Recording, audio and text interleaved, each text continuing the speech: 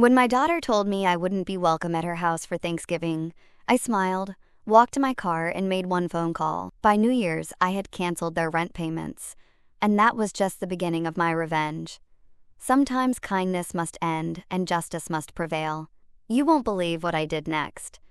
But before I tell you the complete story, let me know where you're watching this from in the comments below. If you enjoy stories of family drama and standing up for yourself, hit that like button and subscribe for daily tales that will keep you on the edge of your seat. I could make my famous green bean casserole this year, I said, settling deeper into Sarah's plush velvet sofa.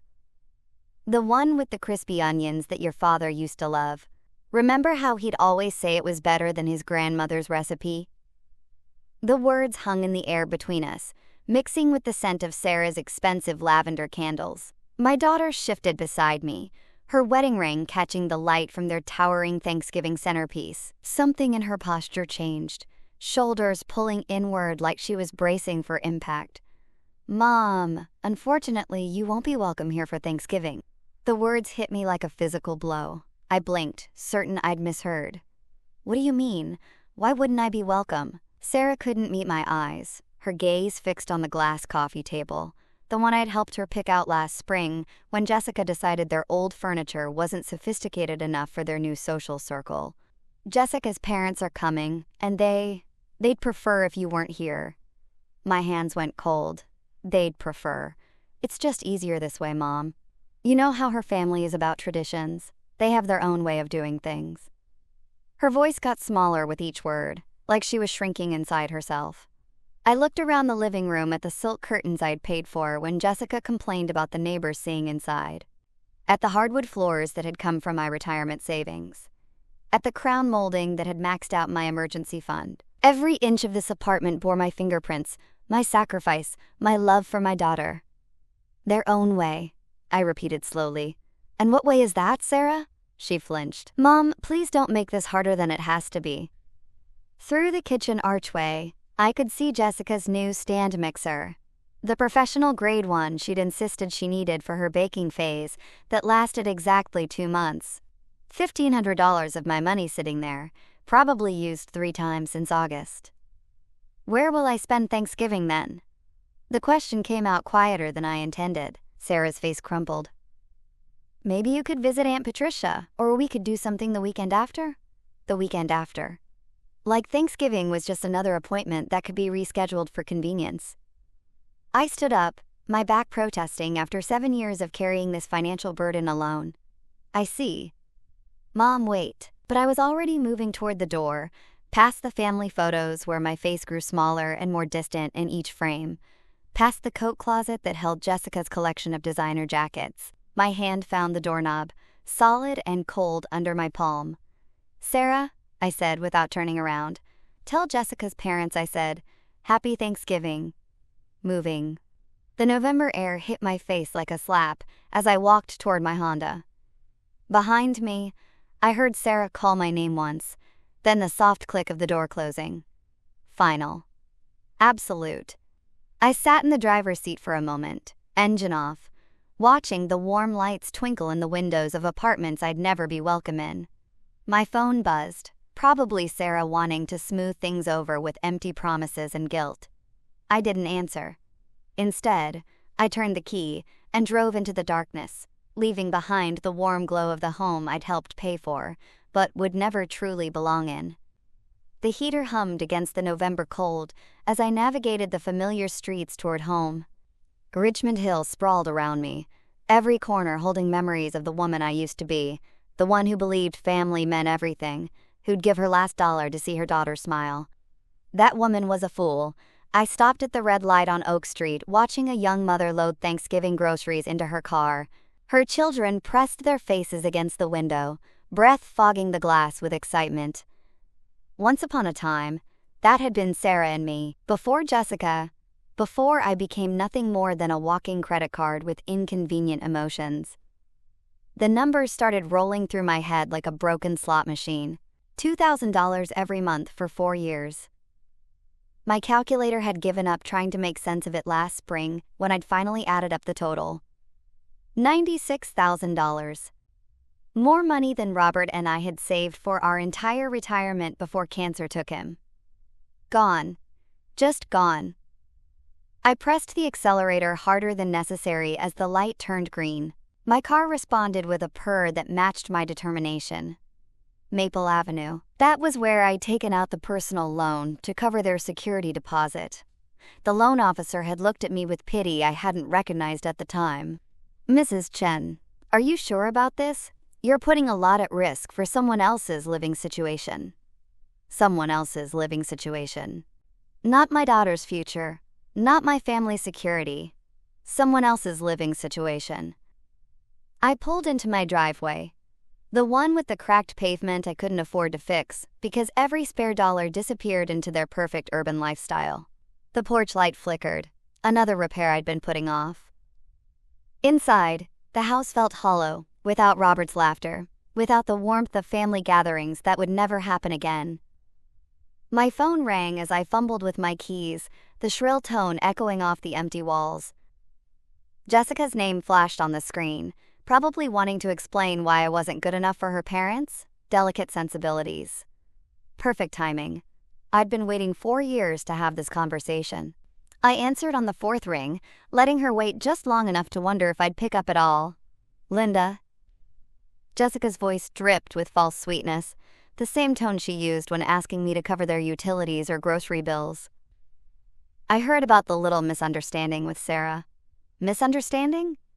I leaned against my kitchen counter, still wearing my coat. "I don't think there's any misunderstanding, Jessica. You made your position quite clear. Look, I know this seems harsh, but you have to understand my parents' perspective. They're very traditional people. They expect a certain atmosphere during the holidays." "A certain atmosphere," I repeated. "And what atmosphere is that?" A pause. I could hear shopping bags rustling in the background. Probably spending money that should have gone to their rent payment. Money that was my responsibility, apparently. "Well, they're not used to your kind of cooking, all that spicy Chinese food and those loud family stories. And frankly, Linda, they're educated people. They expect conversations about current events, literature, art. You know, the words hit harder than a physical blow. 4 years of biting my tongue, of swallowing insults for Sarah's sake, of pretending not to notice the way she looked at me like I was some kind of hired help. My kind of cooking," I said, my voice staying level, controlled. "You mean the food you ate every Sunday for 2 years, when money was tight? The dumplings you said reminded you of your grandmother's?" "That was different. We were appreciative then, but now with my parents, now with your parents, you can't have the Chinese immigrant embarrassing you at your fancy dinner table." The false sweetness evaporated. "Don't be dramatic, Linda. This isn't about race. It's about class. My father graduated summa cum laude from Columbia. My mother speaks 3 languages. They summer in the Hamptons. What exactly would you contribute to dinner conversation? Stories about managing a dry cleaning business." Heat flooded my chest, but I kept my voice steady. "I built that business from nothing after your mother-in-law's father died. I've employed over 30 people. I've paid more in taxes than your father made in his best year. Money isn't everything, Linda. Breeding matters. Education matters. And frankly, Robert understood his place better than you understand yours." The line went dead silent. She'd crossed it. The line I didn't even know existed until she'd stomped across it in her designer heels. "What did you say about my husband?" "I'm just saying he knew how to blend in better. He didn't make waves. He understood that some spaces weren't meant for him." My hand tightened around the phone until my knuckles went white. "Robert had more class in his little finger than your entire bloodline will ever possess." "Oh, please." "He was a factory worker who got lucky. At least he had the good sense to stay quiet about it." "Jessica?" My voice dropped to something I didn't recognize. "I want you to listen very carefully. This conversation is over. We're done pretending to be family. You can't just, 'We're done,'" I repeated and ended the call. I set the phone down carefully on the counter, my hands surprisingly steady. Around me, the kitchen felt different, smaller, but somehow cleaner, like a weight had been lifted from the air itself. I walked to my desk in the corner, pulled out the manila folder I'd been avoiding for months. Bank statements, loan papers, 4 years of automatic transfers that had bled me dry while they lived like royalty. Time to stop the bleeding. The documents spread across my kitchen table like evidence at a crime scene. 4 years of bank statements, each one showing the same automatic transfer. $2,000 on the first of every month, vanishing from my account into theirs, a paper trail of my own stupidity. I pulled out my calculator and started adding. The first year, $24,000. The second year, another $24,000. By the third year, I'd stopped buying myself new clothes. The fourth year, I'd started shopping at discount grocery stores.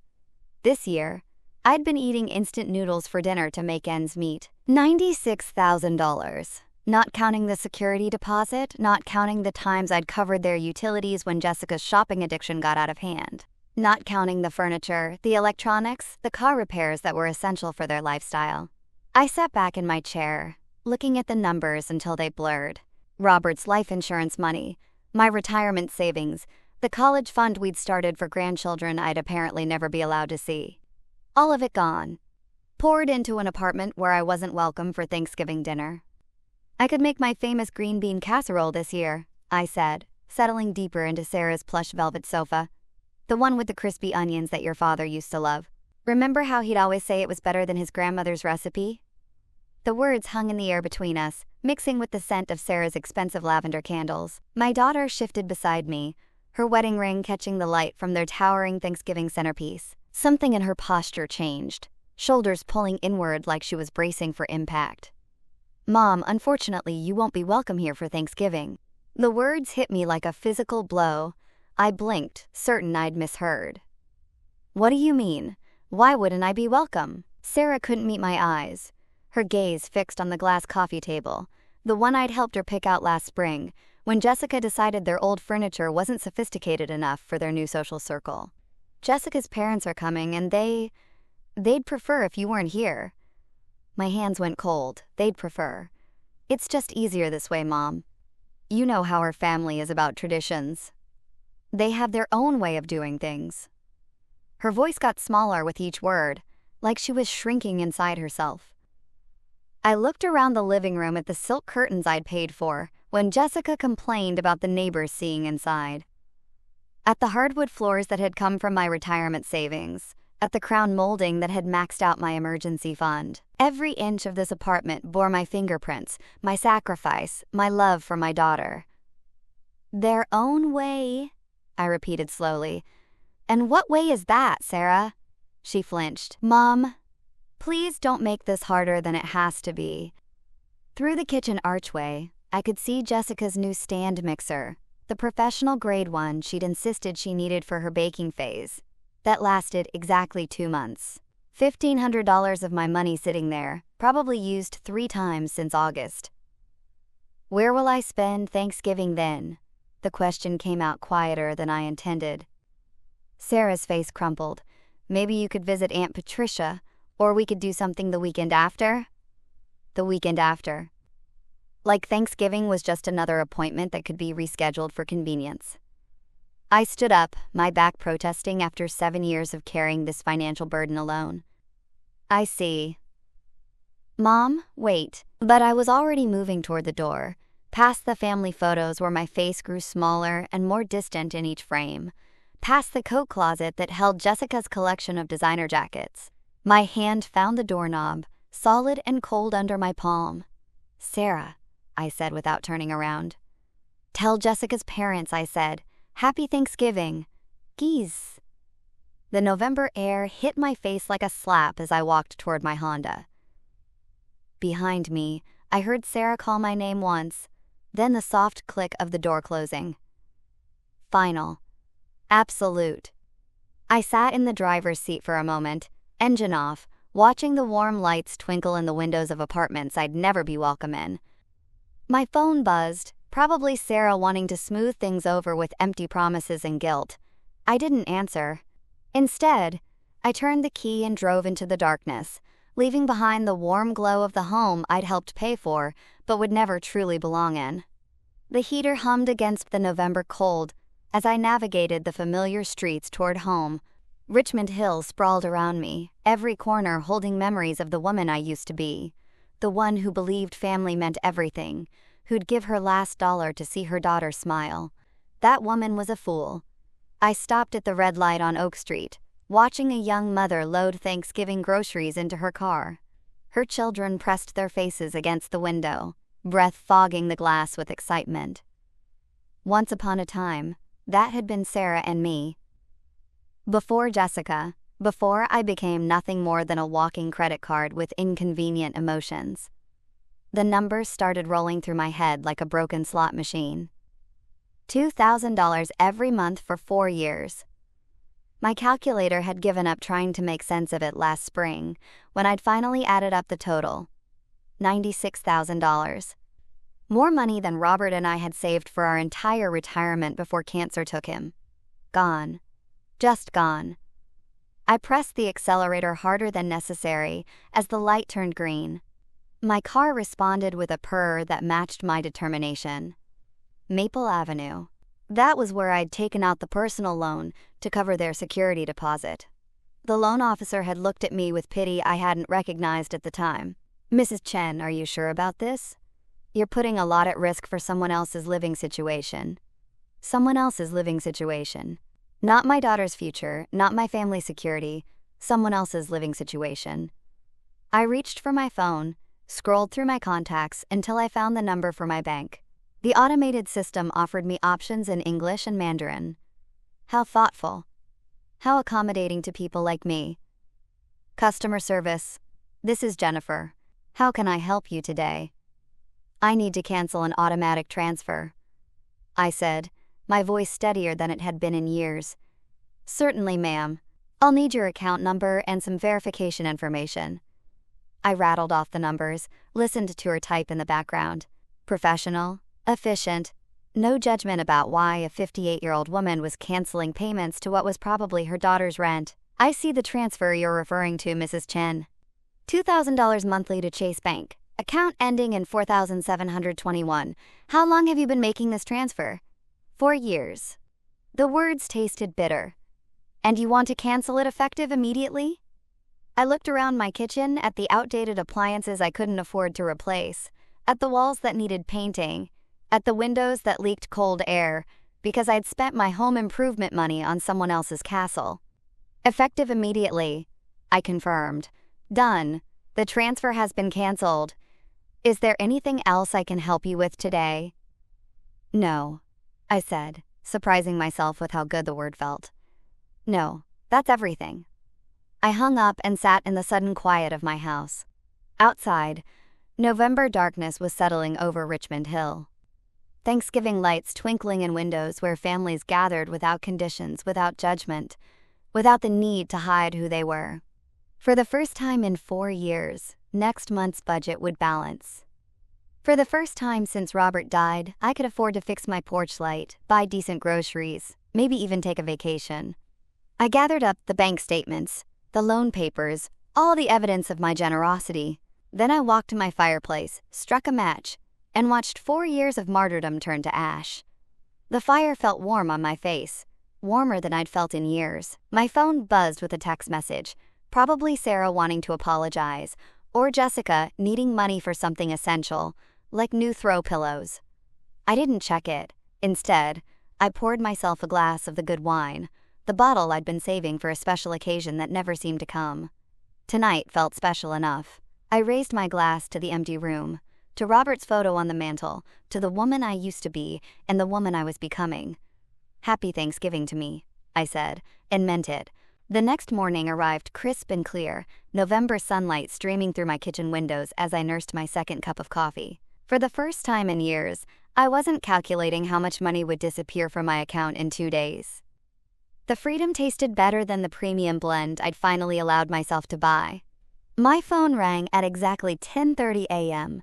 Jessica's name flashed on the screen like a warning label. "Linda?" Her voice carried that familiar tone of barely concealed impatience. "I need you to pick up my parents from LaGuardia Airport. Their flight from Boston arrives at 2 o'clock. I set down my mug carefully, watching the steam curl toward the ceiling. "Jessica, Did you forget about our conversation yesterday? Look, whatever that was about, we need to focus on practical matters now. My parents need transportation, and you're the only one with time during the day. The audacity was breathtaking. Less than 24 hours after telling me I wasn't worthy of sharing Thanksgiving dinner with her family, she expected me to serve as their personal chauffeur. And you're asking me because that's what family does, Linda. They help each other. Her voice sharpened with irritation. Besides, let's be honest here. You're not my rival. You're too weak to be my rival, so just get in your car and pick 'em up. There it was, the final insult wrapped in a command. What airline? I asked quietly. JetBlue, Flight 447. They'll be at baggage claim carousel 3. And Linda, they're expecting someone who can handle their luggage properly. Don't embarrass us. I could hear her nails tapping against something hard. Probably her granite countertop, the one I'd helped pay for when she decided the original kitchen wasn't suitable for her dinner parties. Of course, I said. I'll take care of everything. Good. And wear something decent. Maybe that blue blouse you wore to Sarah's graduation. They notice things like that. The line went dead. She hadn't even said thank you. I sat back in my chair, looking at my phone's blank screen. 2 o'clock. Flight 447. Baggage claim. Carousel 3. I glanced at the wall clock above my sink. 10:35 a.m. Plenty of time. I poured myself another cup of coffee, added an extra spoonful of sugar, and opened yesterday's newspaper to the crossword puzzle I hadn't finished. 7 across. Delayed gratification. 12 letters. The answer would come to me eventually. At 2:15 p.m., I was settling into my favorite armchair with a fresh cup of Earl Grey and the Richmond Gazette's Sunday edition. The crossword from yesterday lay completed on my coffee table. Delayed gratification had been postponement. My phone buzzed against the wooden surface. Jessica's name again. I let it ring. The November sun slanted through my living room windows, warming the space where I'd spent so many lonely evenings counting the cost of my generosity. Today, the silence felt different. Earned. Intentional. 2:47 p.m. The phone buzzed again. This time, I could see the preview of her text. Mom. Where are you? My parents are. I turned the phone face down and returned to the sports section. The Jets had lost again. Some things never changed. By 3:30, my phone had buzzed 6 times. I'd finished the newspaper, brewed a second pot of tea, and started organizing the junk drawer in my kitchen table. Amazing what you could accomplish when you weren't rushing around serving people who considered you their personal driver.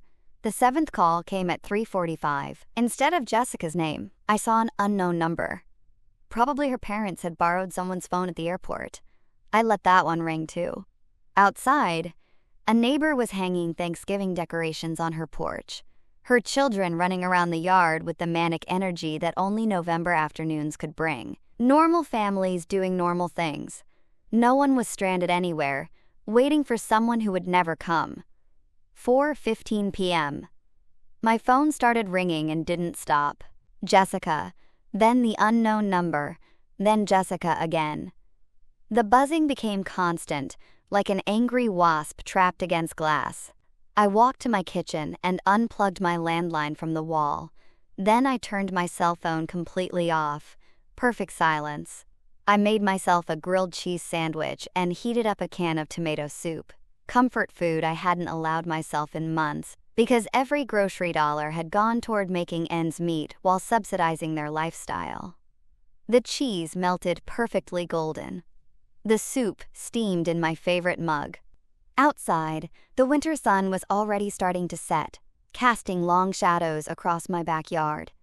Somewhere across town, 3 people were probably standing in an airport terminal, arguing about taxi fare and wondering how their personal servant had the audacity to strand them. The thought made my soup taste even better. By 5 p.m., I'd eaten dinner, loaded my dishwasher, and was considering what movie to watch. It had been years since I'd had an entire evening to myself without worrying about emergency calls for money or last-minute favors. I was reaching for the remote when someone started pounding on my front door. Not knocking, pounding. The kind of aggressive hammering that rattled the frame and announced pure fury. I set down my tea and walked slowly toward the sound, already knowing exactly who I'd find on the other side. The pounding intensified as I approached the door, each blow more violent than the last. Through the peephole, I could see 3 figures crowded on my small porch, like wolves circling prey. I opened the door to find Richard Montgomery's red face inches from mine. "What the hell is wrong with you?" he shouted, pushing past me into my living room without invitation. "We waited at that goddamn airport for over 3 hours." Patricia followed him, her usually perfect hair disheveled, her lips pressed into a thin line of pure hatred. "This is completely unacceptable behavior from someone your age, Linda. Absolutely barbaric." Jessica brought up the rear, her designer coat wrinkled, her makeup smeared. "You humiliated us. Do you have any idea what you've done? My parents had to take a $60 Uber because you decided to have some kind of breakdown." "Get out of my house," I said quietly, not moving from my position by the door. They stopped mid-rant, shocked by the steel in my tone. "Excuse me?"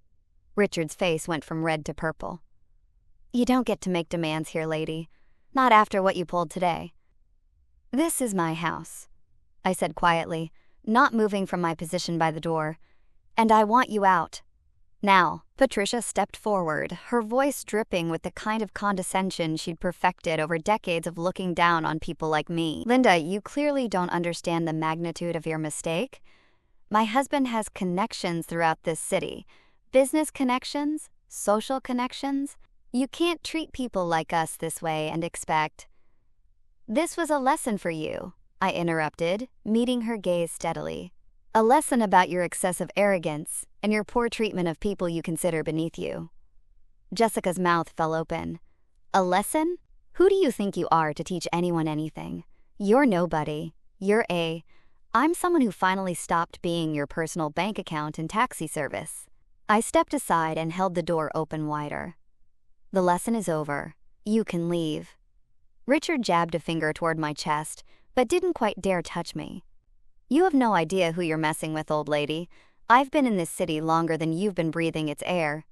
I know people. Important people. People who can make your life very, very difficult." "Is that a threat, Mr. Montgomery?" "It's a promise." His voice dropped to a menacing whisper. "You think abandoning elderly people at an airport is just something you can do without consequences? You're about to learn exactly how wrong you are." Patricia nodded, her smile sharp enough to cut glass. "Indeed. Actions have consequences, Linda, and yours will be quite public." Jessica grabbed her father's arm. "Daddy, let's just go. This pathetic old woman isn't worth our time." They filed out of my house like a defeated army, but Richard turned back at the threshold. "You'll regret this," he said. "I guarantee it." I closed the door behind them and turned the deadbolt with a satisfying click. Through the window, I watched them pile into their rental car, still arguing among themselves as they drove away into the November darkness. The house felt cleaner with them gone, as if their presence had left a stain that was only now lifting, but their parting words echoed in the sudden quiet. Public consequences. Important people. Connections. I walked back to my living room and picked up my tea, still warm in its mug. For the first time in this whole mess, I felt something that might have been concern, but it was overwhelmed by something much stronger. Anticipation. 3 days later, I was enjoying my morning coffee and scanning the Richmond Gazette when I saw my own face staring back at me from page 3. The headline read, "Richmond Hill businesswoman abandons elderly couple at airport during holiday rush." My hands went still around the coffee mug. There I was in black and white, an old photo from my dry cleaning business's website, probably 3 years out of date. Below it, a story that made my blood run cold and my temper flare in equal measure. Richard and Patricia Montgomery, visiting their daughter for Thanksgiving, were left stranded at LaGuardia Airport for over 4 hours Tuesday, when family member Linda Chen failed to appear for a pre-arranged pickup. The couple, both in their early 60s, waited in crowded conditions as holiday travel reached peak volume. Holiday travel chaos. It had been a normal Tuesday afternoon in November. "We couldn't believe someone would just abandon us like that," said Richard Montgomery, a retired investment advisor. "We called repeatedly, but Mrs. Chen never answered her phone. We were forced to take an expensive ride service during one of the busiest travel days of the year. At our age, this kind of treatment is not just inconsiderate, it's dangerous." The article continued with quotes about my pattern of erratic behavior and concerns about my mental state. Richard had painted himself and Patricia as helpless victims of a cruel old woman who'd suddenly snapped without provocation. No mention of the Thanksgiving dinner rejection. No context about Jessica's demands or their years of financial exploitation. Just me, the villain who abandoned poor elderly tourists during the holiday rush that existed only in Richard's imagination. I sat down my coffee and read the article again slowly, then a third time. The byline belonged to Marcus Webb, local news editor. I didn't recognize the name, but I recognized the strategy. Richard had called in favors, used his investment connections to get this story placed exactly where it would do maximum damage to my reputation. Smart. Very smart. For the first time since this whole mess started, I felt a grudging respect for my opponents. They weren't just entitled trust fund babies throwing tantrums. They were strategic, calculating. They understood that in a community like Richmond Hill, reputation was everything. One well-placed newspaper article could destroy decades of hard work. They had declared total war. I folded the newspaper carefully and set it aside, my mind already shifting into the methodical planning mode that had built my business from nothing. This wasn't about airport pickups anymore. This wasn't about Thanksgiving dinner or rent payments. This was about winning. I pulled out my laptop and began typing names into search engines. Richard Montgomery, Patricia Montgomery, Jessica Chen, their social media profiles, their connections, their habits, their weaknesses, everything they'd foolishly made public over the years. If they wanted to play chess, I'd show them what a real strategist looked like. I glanced at my wall calendar. November 21st. 4 days until Thanksgiving. 4 days to plan something they'd never forget. I spent the next 2 days living in a different world. Not the world where I was Linda Chen, the broken-down old woman who let her family walk all over her. This was the world where I was Linda Chen, businesswoman, strategic thinker, someone who'd built something from nothing and wasn't about to let a bunch of entitled parasites destroy what I'd worked 30 years to build. My laptop became command central. Social media profiles filled my browser tabs, like playing cards in a high-stakes game. Richard Montgomery, retired senior investment advisor at Goldman Sachs, member of the Richmond Hill Country Club, board member of the Metropolitan Business Association, a man who'd spent his career in positions of trust and influence. A man with a lot to lose. Patricia's Instagram painted a perfect picture of refined living. Charity galas, wine tastings, vacation photos from Martha's Vineyard tagged with #blessed. Every post carefully curated to project success and sophistication. Comments from friends praising her elegant taste and inspiring lifestyle, all built on other people's money, including mine. Jessica's Facebook timeline told the real story. Posts about our beautiful home, with photos of the kitchen I'd helped fund, check-ins at expensive restaurants during the months when I'd covered their utilities. A status update from last week. So excited for Thanksgiving dinner with family, can't wait to show off our hosting skills. Our hosting skills, our home, our success. The narcissism was breathtaking. But it was Sarah's LinkedIn profile that gave me the final piece I needed. Her recent activity showed a new connection. Marcus Webb, local news editor at the Richmond Gazette. The same Marcus Webb who'd written the hatchet job about me. I leaned back in my desk chair, looking at the evidence spread across my screen. These people had made 3 critical mistakes. First, they'd underestimated me completely.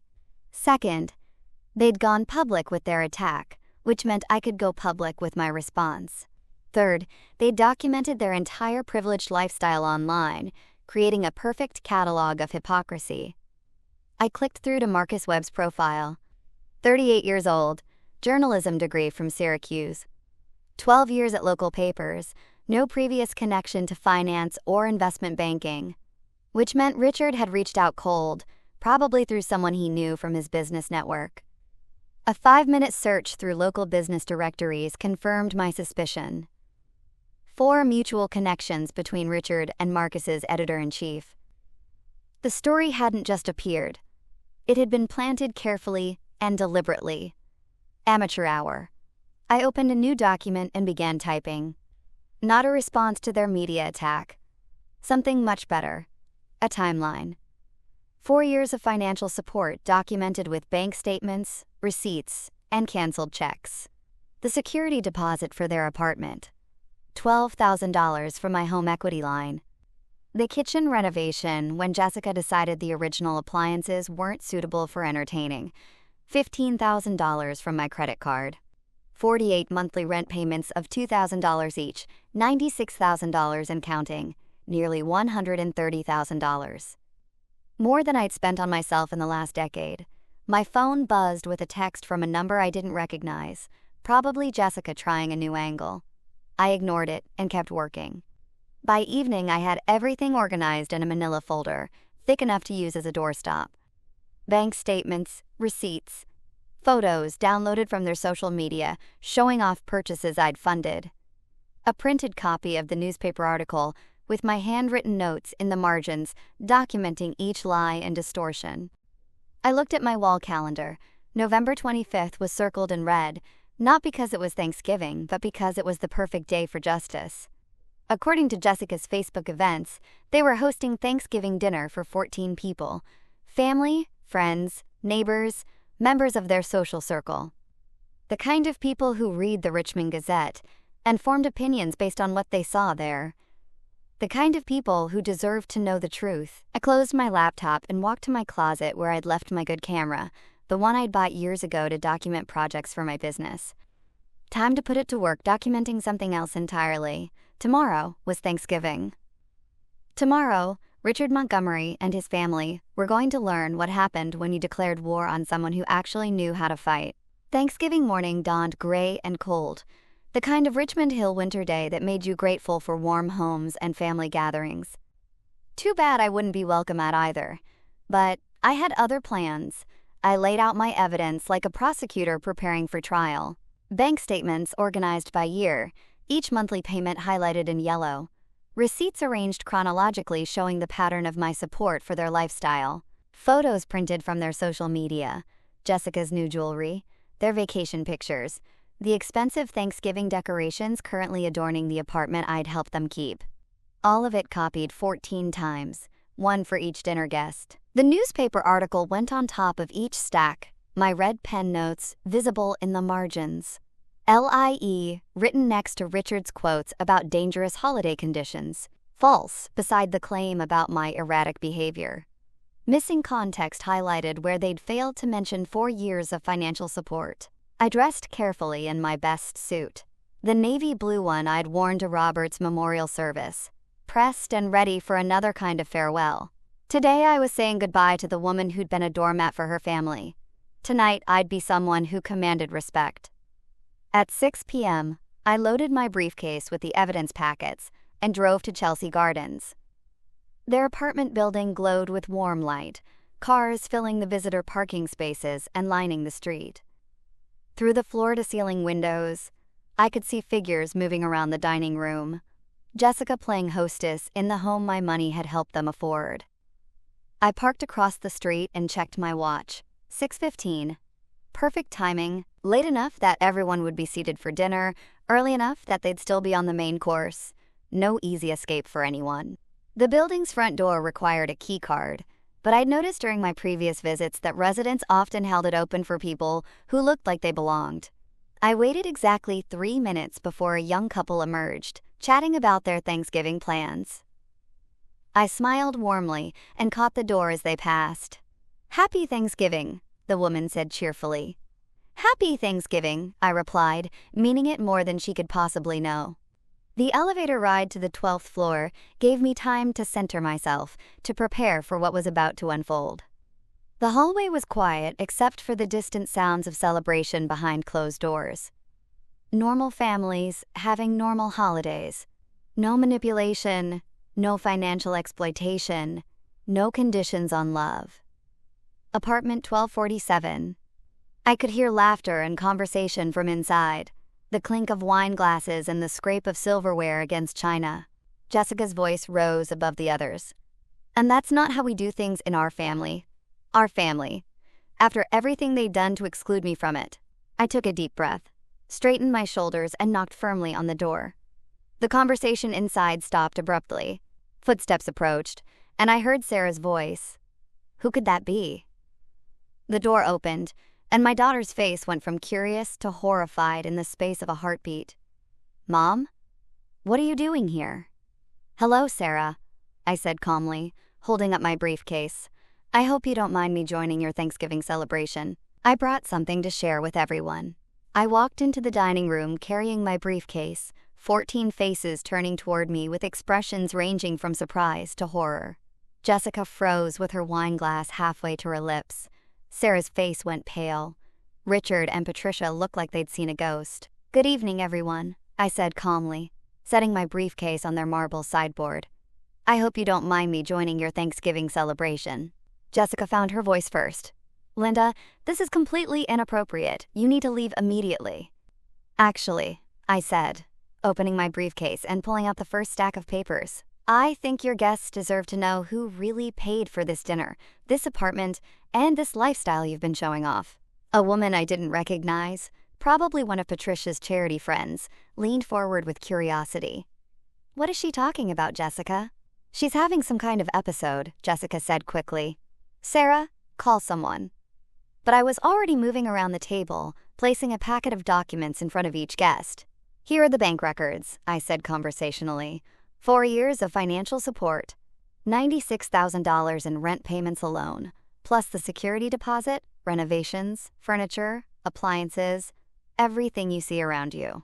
The room went silent except for the rustling of papers as 14 people began examining the evidence. I watched their faces change as they absorbed the numbers, the dates, the undeniable proof of my generosity, and their deception. This is, one man started, then stopped, staring at a bank statement.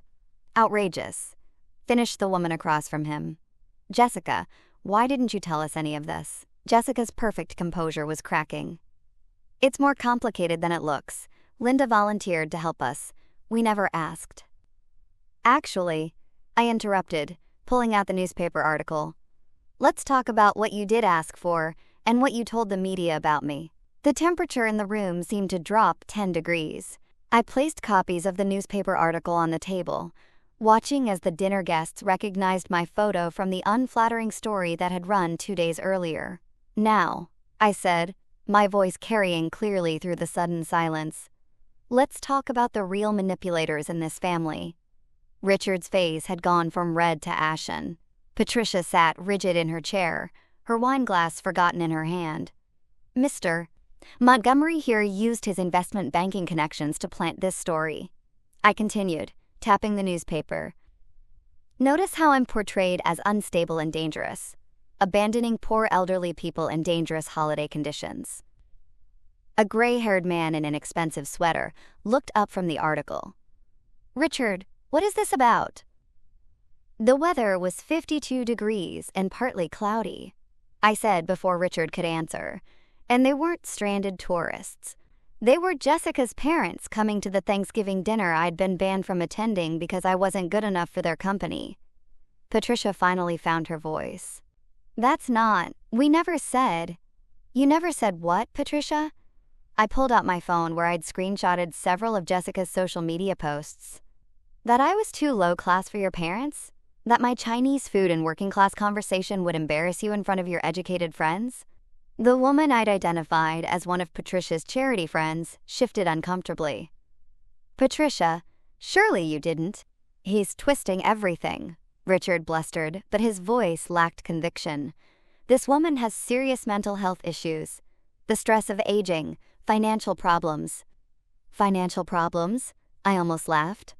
Mr. Montgomery, I've been supporting your daughter and son-in-law to the tune of nearly $3,000 a month for 4 years. The only financial problems here are the ones you're about to have." I turned to address the entire table. "These people have taken $130,000 from me while calling me names behind my back. They've manipulated my daughter against me, banned me from family gatherings, and when I finally stood up for myself, they tried to destroy my reputation in the newspaper."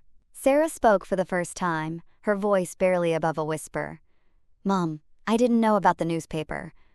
"Your wife knew," I said quietly, "and her parents orchestrated it. They turned me into a villain for refusing to be their personal ATM and chauffeur." The social dynamic in the room was shifting like tectonic plates. I could see it in the guests' faces, the gradual realization that everything they'd been told about tonight's generous hosts was built on lies.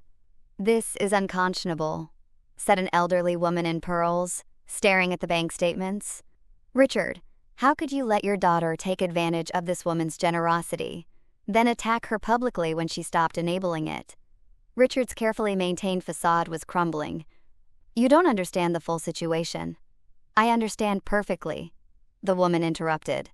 "This woman has been supporting your family financially while you treated her like hired help, and when she finally said no, you tried to ruin her reputation." Patricia's voice came out strangled. "She abandoned us at the airport.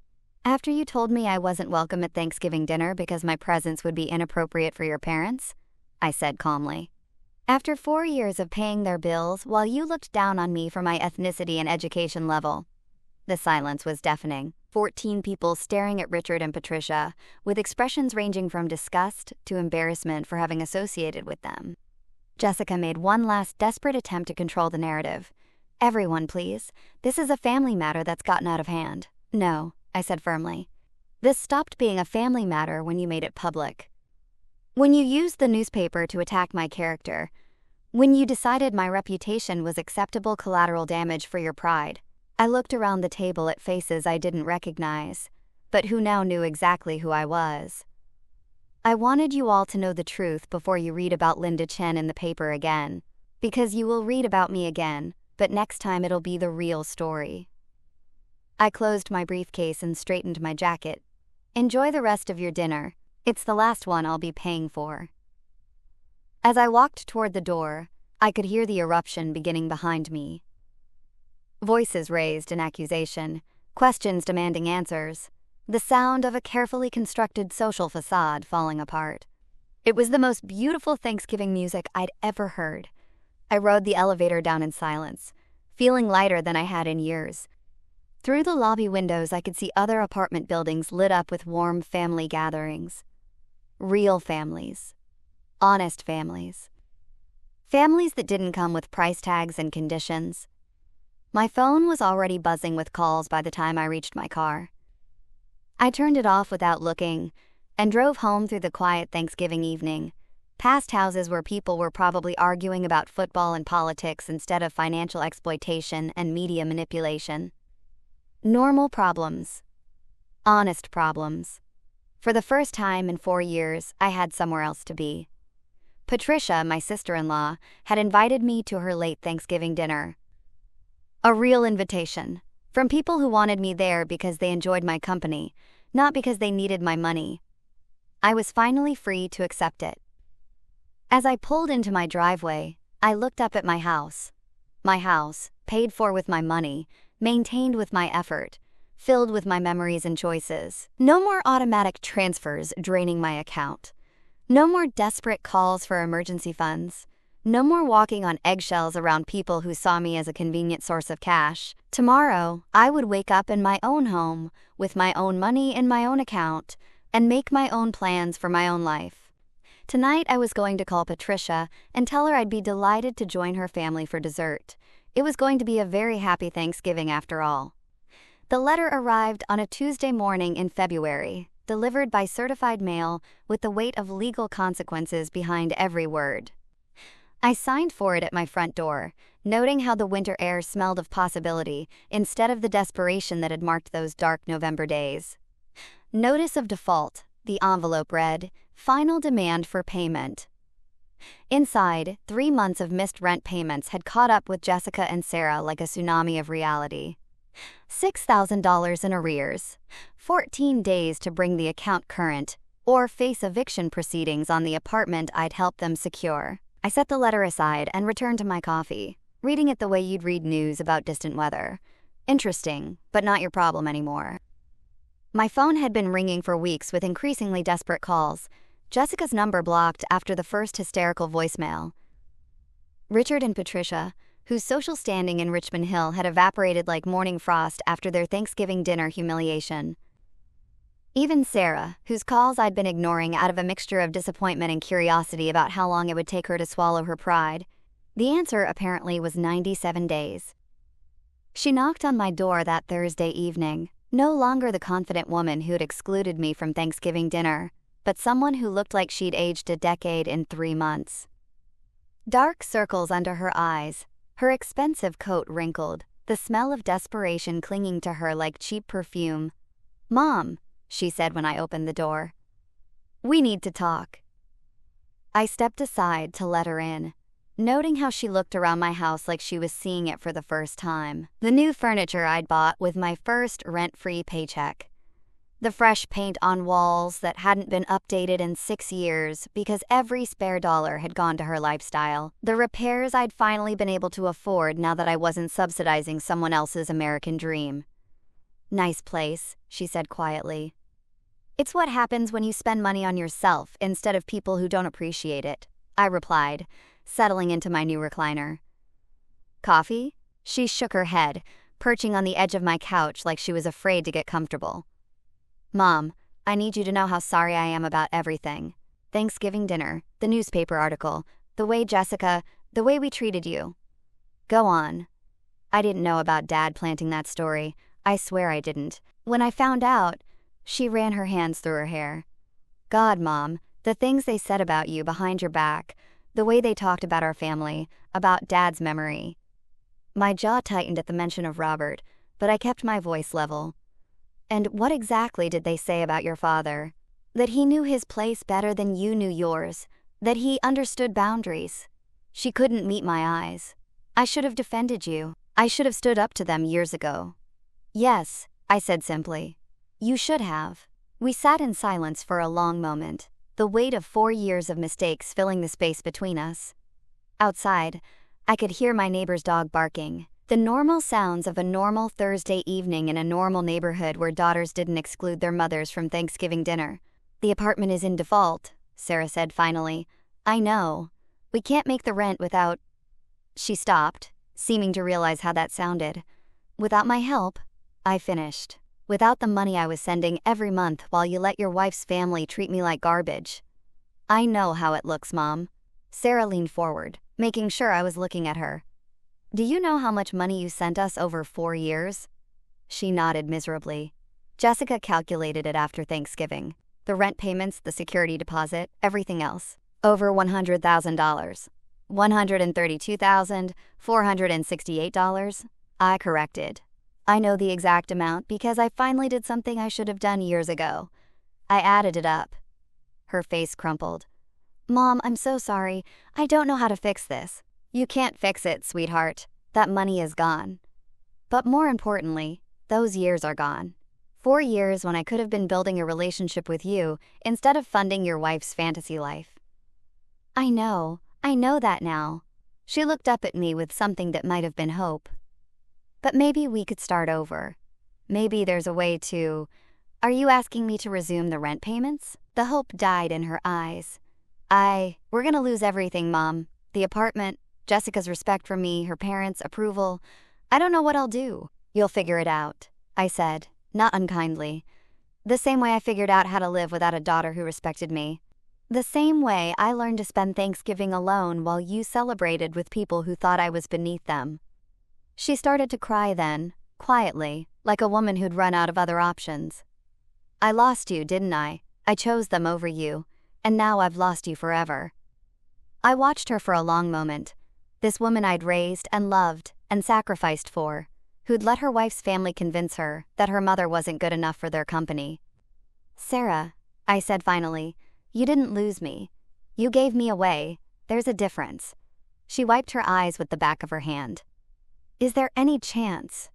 Any way you could forgive me? I forgave you months ago, I said, and meant it. But forgiveness doesn't mean going back to the way things were. It doesn't mean pretending this didn't happen, or that I'm going to resume paying for a lifestyle that came with the condition that I'd be grateful for scraps of your attention. Then what does it mean? I stood up and walked to my mantel where Robert's photo sat next to a new picture, me with Patricia's family at Christmas dinner. The first holiday I'd spent with people who actually wanted me there. It means that if you want a relationship with me, you'll have to build it from scratch. It means showing me respect instead of demanding I earn it. It means making choices based on what's right, not what's convenient. I turned back to her. And it means that the next time someone, your wife, her parents, anyone, tries to exclude me from family gatherings, you'll remember who actually acts like family. She nodded slowly, understanding perhaps for the first time that respect wasn't something you could take for granted. The apartment, she asked quietly.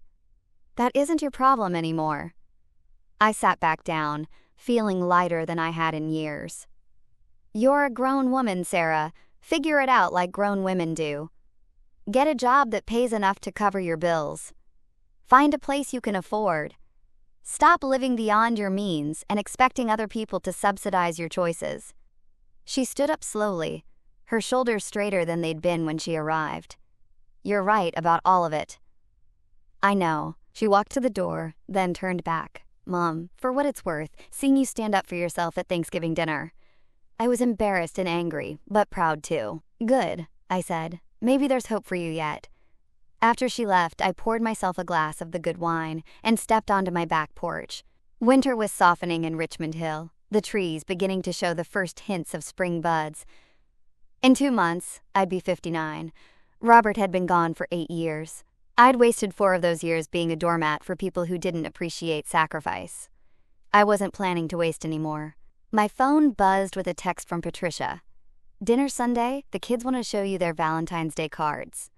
I smiled and typed back, wouldn't miss it. Real family, it turned out, was something you found with people who actually wanted you there. Everything else was just expensive theater, and I was done buying tickets to shows where I wasn't welcome on stage. The wine tasted like freedom, and the future looked exactly as bright as I was willing to make it. 1 year later, I was standing in my newly renovated kitchen, preparing dumplings for 15 people, when Sarah knocked on my door. Not the desperate, defeated woman who had begged for money 8 months ago, but someone who looked like she'd finally learned to stand on her own feet. Mom, I brought dessert, she said, holding up a homemade apple pie. And I have something to tell you. I wiped my hands on my apron and studied her face. She looked tired, but healthier, wearing clothes that fit properly instead of designer pieces she couldn't afford. Her wedding ring was gone. Jessica and I are getting divorced, she said without preamble. The papers were finalized yesterday. I nodded, continuing to roll out dumpling wrappers. How do you feel about that? Relieved, mostly. Sarah set the pie on my counter and leaned against it. It turns out when you can't pay for someone's lifestyle anymore, you discover pretty quickly whether they actually love you. And Jessica? Moved back in with her parents 3 months ago. She's telling everyone that I had a mental breakdown and became financially irresponsible. Sarah almost smiled. Apparently refusing to take money from your mother counts as mental illness in their world. I looked up from my work. And Richard and Patricia? Haven't spoken to them since I filed for divorce. According to the Country Club Gossip Network, they've been trying to rehabilitate their reputation ever since Thanksgiving. Turns out publicly humiliating an elderly immigrant woman doesn't play well with their social circle. Good, I said simply and meant it. Sarah was quiet for a moment, watching me work. I got promoted at the marketing firm, assistant director now. The money's not great, but I can afford my own studio apartment without help. I'm proud of you. Are you really? Her voice carried a note of uncertainty. Even after everything? I set down my rolling pin and looked at her directly. Sarah, I was never angry that you needed help. I was angry that you let people who despised me convince you that my help came with shame attached. I was angry that you treated my love like it was embarrassing. She nodded slowly. I understand that now. It took losing everything to figure it out, but I understand. The timer on my oven chimed, and I pulled out a tray of spring rolls. The kitchen smelled like ginger and soy sauce, like the holidays of my childhood, like the family gatherings I'd thought I'd never have again. "Who's coming to dinner?" Sarah asked. "Patricia and her family. The Lees from down the street, Mrs. Rodriguez and her grandson, some friends from the community center." I transferred the spring rolls to a serving platter. "People who actually enjoy my company. People who don't need your money to want you around," Sarah said quietly. "Exactly." She helped me arrange the food on platters, working in comfortable silence for the first time in years. Through my kitchen window I could see cars beginning to arrive, families carrying covered dishes and bottles of wine, children running ahead of their parents. "Mom," Sarah said as I untied my apron, "would it be okay if I stayed for dinner? I know you didn't invite me, and I understand if—" "There's always a place at my table for you," I interrupted. "There always was. You just had to choose to take it." 20 minutes later, my dining room was filled with laughter and conversation in 3 different languages. Patricia's teenage son was showing Mrs. Rodriguez's grandson how to use chopsticks. The Lee's daughter was helping serve tea. Sarah sat at my right hand, quietly listening to Mr. Lee tell stories about his immigration from Korea 50 years ago. This was what family dinner was supposed to feel like. Warm, inclusive, genuine. No conditions, no financial obligations, no one keeping score of who belonged and who didn't. My phone buzzed with a text message. An unknown number, but I recognized the tone immediately. "Linda, this is Jessica. I heard you're doing well. I wanted to reach out because Richard and I are working on a new investment opportunity. We could use someone with your business experience and connections. There might be something in it for you financially. Call me." I showed the message to Sarah, who read it and shook her head in amazement. "Even now, even after everything, some people never learn," I said, deleting the message without responding. "What would you have done a year ago?" Sarah asked. I considered the question seriously. A year ago, I would have been flattered that they remembered my business experience. I would have told myself they were reaching out because they finally recognized my value. I would have convinced myself it was a chance to rebuild the relationship. I would have called her back, I admitted. I would have let myself believe they'd changed. And now? Now I know the difference between people who want to use me and people who want to know me. I looked around my table at faces that lit up when I spoke, at people who had sought out my friendship without expecting anything in return except my company. I wasted too many years trying to buy love from people who were never going to sell it to me, I continued. I'm not making that mistake again. Sarah nodded, understanding something she couldn't have grasped 8 months ago. I was one of those people, wasn't I? Yes, I said honestly. But you figured it out. That's what matters. As the evening wound down and guests began to leave, Sarah helped me clear the dishes. We worked together in my kitchen, mother and daughter, without the weight of financial obligation or social performance between us. "Mom," she said as she dried the last plate, "I know I can't undo the hurt I caused you. I can't give you back those 4 years or that money, but I want you to know that I'm going to spend the rest of my life making sure you never doubt whether I love you for who you are." I hung up my dish towel and faced her. "Sarah, I don't need you to spend your life making up for anything. I just need you to remember this feeling. The feeling of choosing me because you want to, not because you need something from me." She hugged me then, a real hug, not the obligatory embrace of someone fulfilling a duty, but the desperate hold of a daughter who had almost lost her mother to her own selfishness. "I love you, Mom. For the first time in years, I can say that without any conditions attached. I love you too, sweetheart. I always have." After she left, I sat in my living room with a cup of tea, looking at the photos on my mantle. Robert's memorial portrait. Pictures from tonight's dinner. Sarah and me at the community center's cultural festival last month. A new life, built on honesty instead of obligation. My phone rang.